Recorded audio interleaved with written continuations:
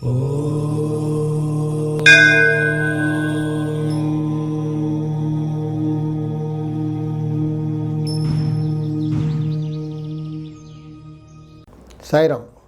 విశ్వకర్మ తెలుగు వాస్తు YouTube ఛానల్కి స్వాగతం.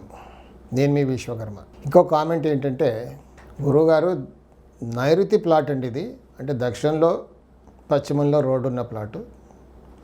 2 గేట్లు పెట్టుకున్నాం, కానీ అందరూ 2 గేట్లు పెట్టుకోవద్దు అంటుంటారు. మేమేమో గేట్లు పెట్టుకున్నాం.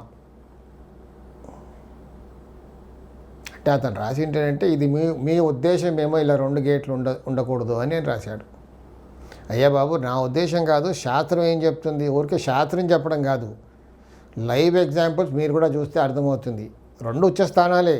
దక్షిణంలో దక్షిణాగ్నేయం ఉచ్చస్థానం, పశ్చిమంలో పశ్చిమ వాయువ్యం ఉచ్చస్థానం. 2 రోడ్లు ఉన్నాయి కాబట్టి పశ్చిమంలో ఒక రోడ్డు, దక్షిణంలో ఒక రోడ్డు, నైరుతి బ్లాక్. సో దక్షిణంలో ఒక ఉచ్చస్థానం ఉంటుంది, పశ్చిమంలో కూడా ఉచ్చస్థానం ఉంటుంది. పశ్చిమంలో ఉచ్చస్థానం ఏంటి? పశ్చిమ వాయువ్యం. దక్షిణంలో ఉచ్చస్థానం దక్షిణాగ్నేయం. కానీ ఇలా 2 చోట్ల గేటు ఉండకూడదు. చాలా ప్రాణాంతకం. ఎక్కడో ఒక దగ్గరే ఉండాలి. అవుతే పశ్చిమ వాయువ్యం ఎటుపక్క పెట్టుకుంటే మనకు బాగా రిజల్ట్ వస్తుంది. ఆ స్థాన బలం ఏంటి?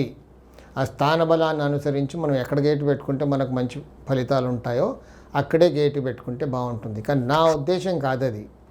ఊరికే ఈ మధ్యకాలంలో ఏం చెప్తారంటే, శాస్త్రానికి అండి, సైన్స్ కండి ఇలా ఉండాలి, శాస్త్రానికి అలా ఉండాలి.